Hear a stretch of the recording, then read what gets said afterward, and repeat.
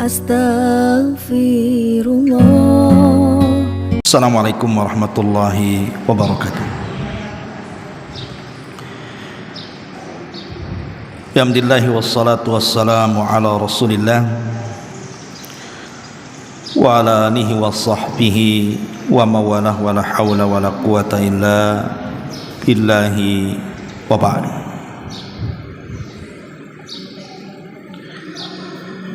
Alhamdulillah, di pagi menjelang siang ini kembali kita bisa duduk bertalabul ilmi di Masjid Nidaul Ilmi, dan pembahasan di pagi ini kita akan membahas beberapa ucapan dari ulama-ulama salaf tentang bahaya dari sebuah dosa. Ma'asyiral muslimat yang dimuliakan Allah Subhanahu wa taala. Kita tahu bahwa saya, ibu atau siapapun tidak mungkin terlepas dari dosa. Tidak ada satupun manusia yang lepas dari dosa. Karena yang maksum itu hanya Nabi sallallahu alaihi wa ala alihi wasallam. Bahkan kalaupun seandainya Rasul melakukan dosa, seandainya, maka Allah Subhanahu wa taala telah mengampuni dosanya yang sedang, yang telah, dan yang akan datang. Tetapi umatnya tentu tidak demikian. Umatnya Nabi SAW pasti tersentuh dengan dosa, baik dosa kecil ataupun dosa besar. Dan dosa itu selain daripada akan dicatat oleh malaikat Raqib dan Atid, lebih daripada itu dosa ini akan membuat titik hitam dalam hati. Satu kali dosa kita lakukan, satu titik hitam menempel dalam hati. Dua kali dosa yang kita lakukan, dua kali pula titik hitam yang kita akan rasakan dalam hati. Sampai akhirnya ketika banyak dosa kita lakukan, maka hati ini akan menghitam dan mengeras. Ketika hati ini mengeras, maka akan susah dapat hidayah dan juga taufik dari Allah Subhanahu wa taala. Ada beberapa perkataan ulama salaf yang menjelaskan kepada kita tentang bahaya dan pengaruh sebuah dosa yang mengerikan. Di antaranya perkataan Al-Fudail ibn Iyad rahimahullahu ta'ala, ulama yang sangat terkemuka dan ulama seorang yang zahid, abid, dan juga alim. Beliau mengatakan dalam kitab Dhammul Hawa karya Ibnu Jauzi rahimahullahu ta'ala, kata Fudail ibn Iyad rahimahullahu ta'ala, inni la'asillaha fa'arifu dhalika fi khuluqi dabbati wa jariyati. Kata Fudail ibn Iyad rahimahullahu ta'ala, aku pernah melakukan maksiat kepada Allah. Kata Fudail, aku pernah melakukan maksiat kepada Allah, dan aku juga tahu pengaruhnya terdapat pada akhlak binatang tungganganku dan budak yang aku pelihara. Lihat bu, pengaruh dosa ini bisa kemana-mana. Sampai kata Fudail ibn Iyad, pengaruh dosa yang dia lakukan itu berpengaruh kepada kendaraan dan berpengaruh kepada budak yang ada di sekitarnya. Artinya kalau seandainya saya, ibu, melakukan sebuah dosa, itu akan mempengaruhi kendaraan. Boleh jadi mogok-mogokan, nasi bolak-balik saja ke bengkel,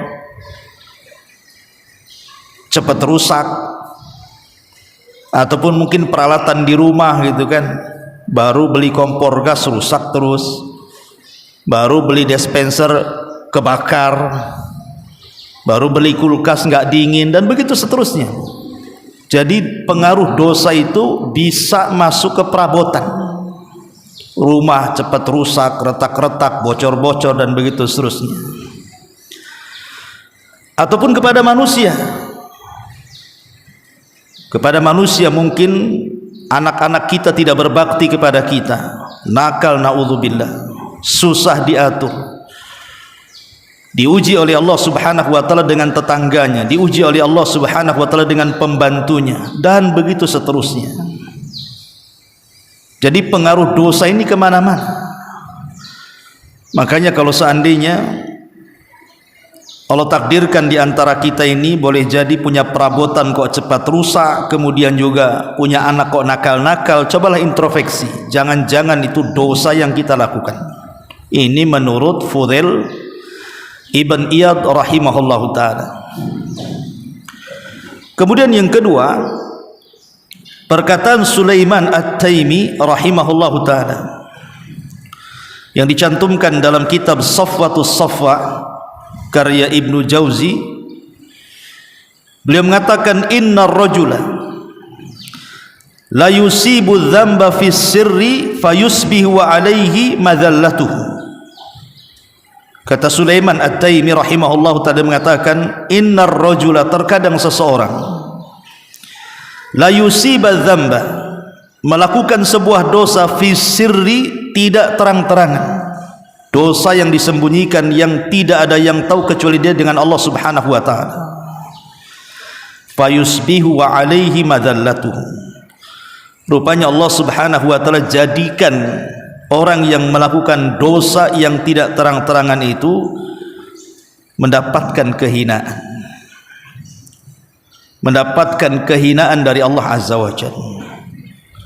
Boleh jadi mungkin dicaci maki orang, digibah orang, dihina orang, direndahkan orang.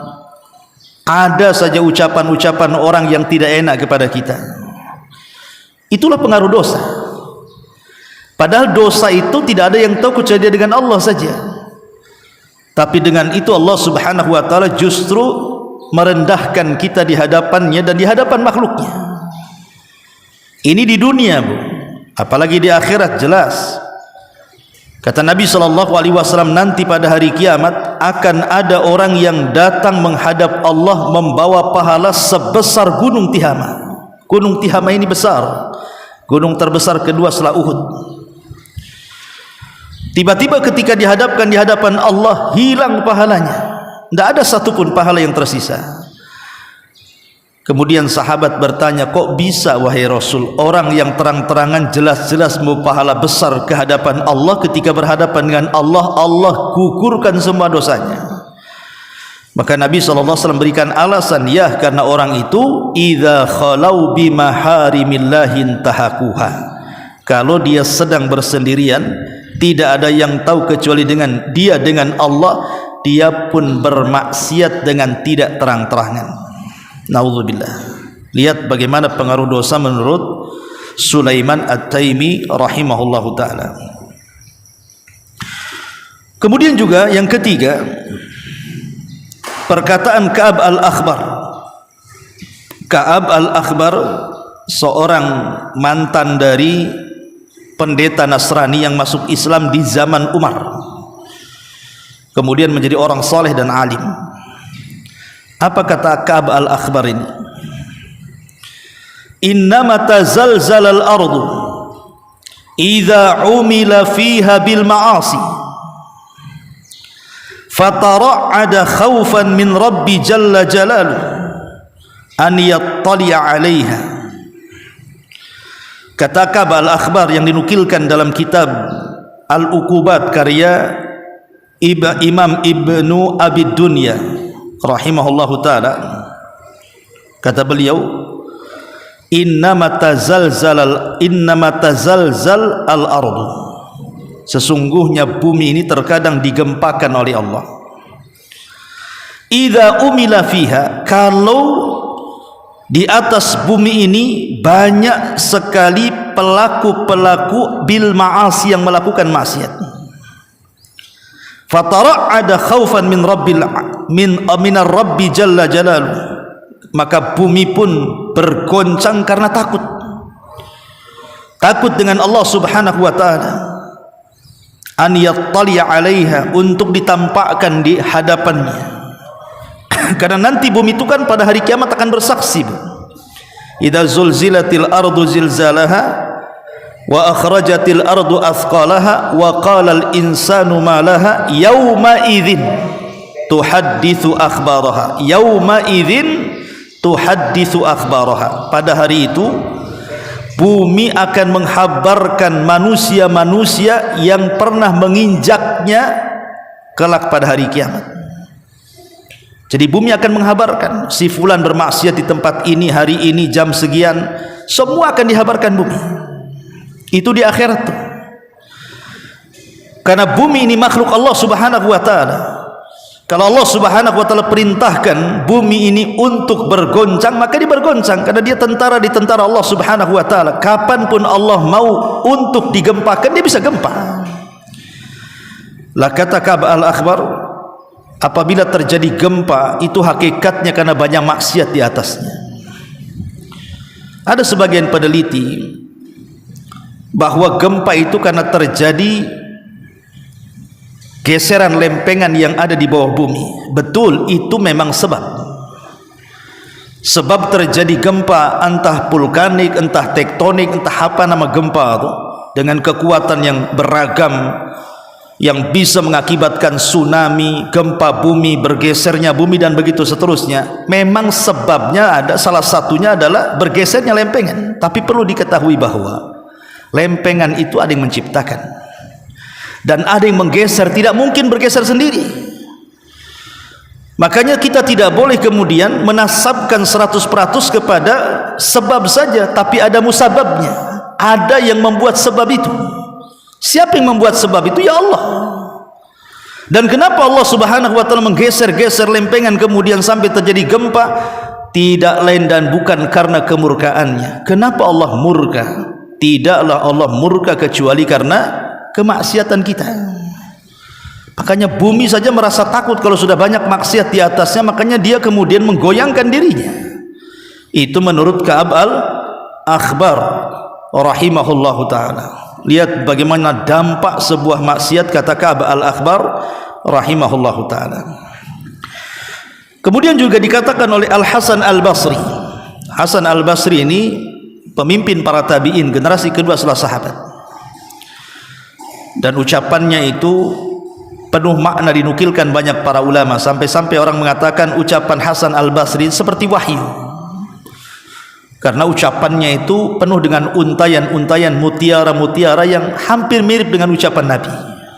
Dan itulah hikmah yang Allah berikan kepada siapa yang dikehendakinya. Salah satunya Allah berikan kecerdasan kepada Imam Hasan Al-Basri. Apa kata Imam Hasan Al-Basri rahimahullahu ta'ala? Beliau mengatakan, innal mu'mina la yusbiha illa khaifan wa la yuslihuhu illa dhak li'annahu baina dhanbaini dhanbun madha la yadri kaifa yasna'ullahu fihi wa ajil au qala akhar la yadri ma kutiba alaihi fihi. Kata Imam Hasan Al-Basri, seorang mukmin la yusbihu illa khaifa, tidaklah datang di waktu pagi kecuali penuh dengan kekhawatiran. Ada seorang mukmin itu di pagi hari itu kondisinya khawatir saja. Entah apa yang dikhawatirkan, pokoknya khawatir, was-was. Entah dengan kesehatannya, entah dengan ekonominya, entah dengan muamalahnya, entah dengan bisnisnya, ada kekhawatiran itu. Wala yuslihuhu illa dzak, dan tidak bisa diperbaiki, susah untuk diperbaiki. Boleh jadi itu karena dua dosa antara dia dan dosa itu. Apa dua dosa yang mengkhawatirkan kita, yang menjadikan hidup kita tidak tenang, hidup kita selalu bimbang, hidup kita selalu stres, gundah gulana, pokoknya timbul kekhawatiran? Maka kata beliau, boleh jadi itu karena dosa yang telah berlalu, yang kita tidak tahu bagaimana Allah Subhanahu wa ta'ala kemudian membalas dari dosa-dosa itu, atau dosa yang lain yang kita tidak tahu apa yang Allah Subhanahu wa taala catat tentang dosa itu. Karena manusia itu kan mudah lupa, Bu. Jangankan cerita sebulan, setahun yang sudah berlalu, seminggu kemarin saja kita sudah tidak tahu apakah kita ini menzalimi orang dengan ucapan kita, menggibah orang, menghina orang, baik diketahui atau tidak, kita ini mudah lupa. Makanya nanti pada hari kiamat itu salah satu kekhususan hisab adalah memori yang pernah hilang di bumi dikembalikan. Jadi nanti di akhir itu semua memori akan dikembalikan itu. Kita akan ingat sejak kita akal balik sampai kita wafat, kita ingat betul rinciannya supaya disesuaikan dengan catatannya. Tapi di bumi ini ingatan kita terbatas. 1 minggu yang lalu saja kita tidak tahu apa pernah mukul orang, pernah gibah orang, pernah caci maki orang, pernah mengambil hak orang, dan begitu seterusnya. Lah itulah yang kemudian boleh jadi kalau seandainya Allah timpakan banyak masalah, yang terkadang masalah itu tidak tahu sumbernya dari mana, tahu-tahu bimbang saja hidup ini, boleh jadi karena 2 dosa yang pernah kita lakukan, dosa yang pernah kita lakukan dan kita tidak tahu bagaimana Allah membalasnya, atau dosa yang lain yang Allah catat dan kita tidak tahu. Na'udzubillah. Ya, karena dosa itu punya pengaruh, Bu. Jangan salah, dosa itu ada pengaruhnya. Ini kata Imam Hasan Al-Basri rahimahullahu ta'ala. Kemudian juga perkataan Abdullah ibn Mas'ud radhiyallahu anhu, seorang sahabat. Abdullah ibn Mas'ud ma'ruf as-sabiqun al-awwalun, sahabat yang mula-mula masuk Islam dan pakar Quran.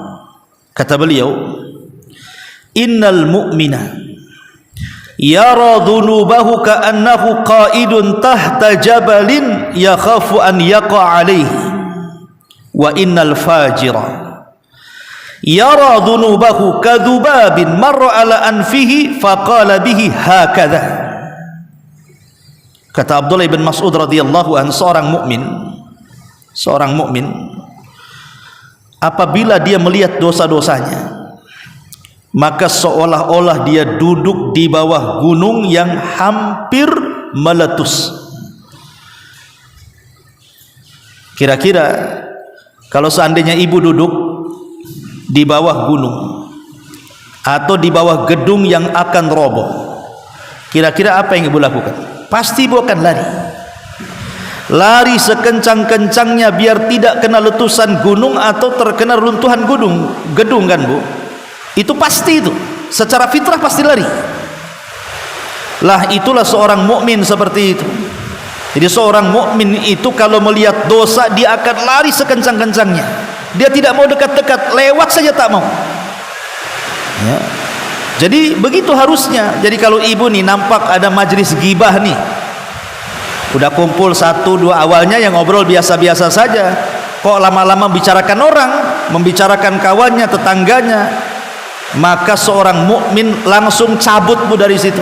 Kalau tidak bisa menasihati kawannya, cabut dari situ. Nggak mau, ini sudah nggak beres nih obrolannya nih. Tadi ngalor ngidul, ngetan ngolon, nggak ada lah cerita-cerita orang ini. Oh sekarang ini sudah kemana-mana ini. Lah ini seorang mukmin kalau sudah nampak ada dosa, pergi dia. Jangan diam di situ apalagi menikmati. Itu kata Abdullah bin Mas'ud radhiyallahu anhu, wa innal fajir, tapi orang jahat, yara dhunubahu kadhubabin marra ala anfihi faqala bihi hakadha. Tapi kalau orang jahat, orang fajir, orang zalim, dia melihat dosa itu seperti lalat yang menempel di hidung. Kalau ditepak datang lagi, diusir datang lagi. Seperti itu. Nyeselnya itu sebentar saja. Ibu duduk di majelis taklim, kemudian habis taklim selesai tak balik, ngumpul-ngumpul, gibah orang pula di situ. Tahu-tahu kata Ustaz tak boleh gibah ini, sudah yang lain saja. 2 menit setelahnya gibah lagi dia. Padahal dia tahu itu. Ya. Lah itu orang fajir itu kenapa? Karena dia tidak mau pergi dari situ. Dia anggap gibah itu perbuatan remeh, padahal itu dosa besar itu. Itu ibu, itu orang fajir itu kayak gitu tuh. Makanya hati-hati. Ya, seorang fajir itu kalau melihat dosa itu seperti lalat yang diusir datang lagi, diusir datang lagi. Dia tidak tobat-tobat, Bu. Dia bukan tobat, dia tomat dia. Habis tobat kumat, habis tobat kumat. Itulah seorang fajir. Nauzubillah.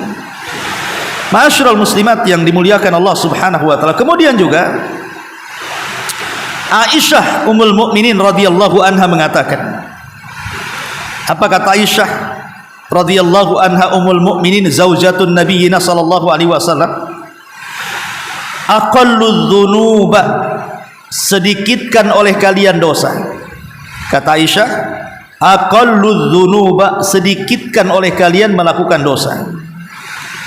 Fa innakum lan talqawullaha bi syai'in afdala min qillati adz-dzunub. Karena sesungguhnya kalian pasti akan berjumpa dengan Allah. Ingat, sedikitkan dosa karena kalian pasti akan berjumpa dengan Allah. Dan seafdol-afdolnya manusia yang berjumpa dengan Allah adalah yang paling sedikit dosanya. Kata Aisyah, sedikitkan perbuatan dosa karena kalian akan berjumpa dengan Allah. Dan seutama-utama perjumpaan hamba dengan Allah adalah yang paling sedikit dosanya. Kenapa? Karena kalau sudah banyak dosa, kita lihat kemurkaan Allah di bumi saja sedemikian luar biasa, macam mana di akhirat? Kalau Allah marah saja di dunia, lautan bisa menguap ke daratan, gunung bisa dihancurkan, bumi bisa digempakan, langit bisa diruntuhkan. Itu di bumi itu. Kalau Allah sudah murka itu semua bisa hancur. Apalagi kalau jelas-jelas di akhirat kita berjumpa dengan Allah dengan segudang dosa, naudzubillah. Makanya kalau perkataan Aisyah radhiyallahu anha mengatakan seperti itu sudah wajar. Aqallu dzunub, jangan perbanyak dosa karena kalian akan berjumpa dengan Allah Subhanahu wa taala. Ma'asyiral muslimat yang dimuliakan Allah Subhanahu wa taala. Makanya kenapa Umar bin Khattab radhiyallahu anhu satu hari pernah terjadi gempa di kota Madinah. Ya tidak seperti sekarang lah gempanya itu, ndak ya macam lini lah, getar-getar bumi itu. Maka Umar mengatakan, kalau sampai ada gempa 2 kali, saya tidak akan seatap dengan kalian. Itu baru satu gempa. Umar mengatakan seperti itu. Kalau sampai ada gempa susulan, aku tidak akan seatap dengan kalian. Bertakwalah kalian kepada Allah. Umar paham bahwa tidaklah bumi digempakan kecuali karena kemarahan Allah, dan tidak mungkin ujug-ujug Allah marah kecuali karena dosa yang dilakukan hamba kepadanya. Makanya Umar mengatakan, kalau sampai ada gempa susulan, jangan harap saya seatap dengan kalian. Berarti ini karena dosa yang kalian lakukan. Begitulah rasa takut para ulama salaf tentang dosa. Sampai Muhammad ibn Sirin, seorang ulama tabi'in, ma'ruf Muhammad ibn Sirin itu, saking takutnya dengan dosa, dia itu seorang pembisnis, pembisnis. Namanya pembisnis besar itu biasanya dia punya cara pandang ke depan yang akan menghasilkan bagi usahanya. Itu seorang pembisnis biasa, apalagi yang sudah jatuh bangun, seorang bisnis itu pasti akan melihat peluang. Maka satu hari Muhammad ibn Sirin ini melihat peluang bahwa di pasar itu kelangkaan minyak goreng, minyak zaitun, minyak goreng, sehingga dia kumpulkan semua modalnya. Jadi dikumpulkan semua modalnya, Bu. Kemudian dia pun kulaan minyak sebanyak-banyaknya, karena dia sudah paham ini peluang jual minyak ini pasti akan menguntungkan. Setelah dibeli semuanya minyak goreng itu, ya, besoknya mau dipasarkan, Bu, Allah takdirkan ada beberapa bangkai tikus yang ada di minyak itu, entah jatuh dari mana. Ada beberapa bangkai tikus mengenai semua minyaknya. Apa kata Rasul? Kalau ada bangkai tikus kemudian jatuh di minyak yang mencair, maka buang. Tapi kalau bangkai tikus itu jatuh ke minyak yang sifatnya jamad, seperti mentega. Mentega itu kan jamad ya, bukan cair dia membeku, maka cukup dibuang dari bangkai yang terletak di situ. Jadi dibuang saja, umpamanya di atasnya berarti bisa dibelah jadi 2. Yang atas dibuang, yang bawah bisa dipakai, kata Nabi. Tapi kalau jatuh ke cairan maka dibuang, kata Rasul. Bayangkan minyak sebanyak-banyak itu, Bu, itu dituangkan sama Muhammad ibn Sirin sampai bangkrut gara-gara menghamalkan hadis Nabi SAW. Akhirnya dia bangkrut, tapi dia memilih untuk dibuang daripada dijual, walaupun sudah jelas-jelas untungnya, Bu. Oh, kalau ibu di posisi Muhammad ibn Sirin, tinggal dibuang aja lah tikusnya, dijual lagi kan, Bu. Siapa yang tahu? Itu kalau kita tidak pernah warok masalahnya. Tapi Muhammad ibn Sirin rela bangkrut karena takut bermaksiat kepada Allah Azza wa Jalla. Sebab kalau dijual menabrak larangan Rasul. Begitu takutnya para ulama, Bu, ya, terhadap dosa itu luar biasa. Nah, inilah diantara ucapan-ucapan ulama salaf, ya. Adapun secara umum dampak melakukan dosa itu, pertama, dampak orang yang melakukan dosa itu apa saja sebenarnya? Pertama, kata para ulama, hirmanul ilmi. Ilmu akan diharamkan kepada orang itu. Walaupun dia seorang yang cerdas dalam ilmu agama, maka dia tidak akan pernah dapat hidayah. Kenapa demikian? Karena ilmu adalah cahaya, dan cahaya itu tidak akan masuk kepada hati orang-orang yang bermaksiat. Makanya Imam Malik ketika melihat Imam Syafi'i kecil belajar kitab Al-Muwatta kepadanya, kita tahu Imam Syafi'i itu muridnya Imam Malik, ya. Ketika usia belasan tahun, Imam Syafi'i itu belajar kepada Imam Malik lewat rekomendasi pamannya, yang kebetulan pamannya juga tokoh di Mekah, dan juga lewat rekomendasi Gubernur Mekah. Karena kan tidak sembarang di zaman itu belajar kepada Imam Malik, harus ada rekomendasi. Dan Imam Malik kan imam dunia gitu ya. Imam Syafi'i ini anak kecil, susah dia belajar kepada Imam Malik. Tapi setelah tahu kecerdasan Imam Syafi'i, maka Imam Malik menerima dia sebagai muridnya. Setelah lama belajar, maka tampaklah kecerdasan Imam Syafi'i bahwa anak ini bukan anak biasa, dia cerdas di atas rata-rata. Makanya Imam Malik mengatakan, ya Syafi'i, aku lihat Allah banyak menganugerahkan kelebihan dalam dirimu, katanya. Maka jangan kau padamkan kelebihan itu dengan maksiat yang kau lakukan kepada Tuhan. Apa kata Imam Malik? Wahai Syafi'i, Allah telah berikan kelebihan kepadamu berupa kecerdasan. Jangan kau haramkan kecerdasan itu, jangan kau hilangkan kecerdasan itu karena kemaksiatan kamu kepada Rabb. Lihat, kenapa Imam Malik ngomong seperti itu kepada Imam Syafi'i? Persis seperti kata-kata Imam Syafi'i kepada Imam Waqi, gurunya yang lain. Apa kata Imam Syafi'i? Syakautu ila Waqi su'a hifdin fa arsyadani bi antarkil ma'asi wa'lam bi annal ilma nuran wa nurullahi la yuhda lil 'asi. Aku mengadu kepada Imam Waqi tentang buruknya hafalanku. Kemudian Imam Waqi menasihati agar aku meninggalkan kemaksiatan. Ketahuilah bahwa maksiat itu sebuah kegelapan dan ilmu itu sebuah cahaya, dan cahaya tidak mungkin bergabung dengan kegelapan. Maknanya cahaya tidak mungkin masuk ke dalam hati yang penuh dengan gelap kemaksiatan. Subhanallah. Begitulah dosa mempengaruhi ilmu, ya. Ini yang pertama. Yang kedua, bukan hanya mempengaruhi ilmu, mempengaruhi rizki. Rizki akan dipengaruhi dengan dosa. Betapa banyak kemudian seseorang yang diluangkan, dilapangkan, dimudahkan rizkinya, tetapi hancur berantakan karena maksiat yang dilakukannya. Atau mau boleh jadi secara nominal tidak berkurang rizki itu, mungkin bertambah, tapi berkahnya tidak ada.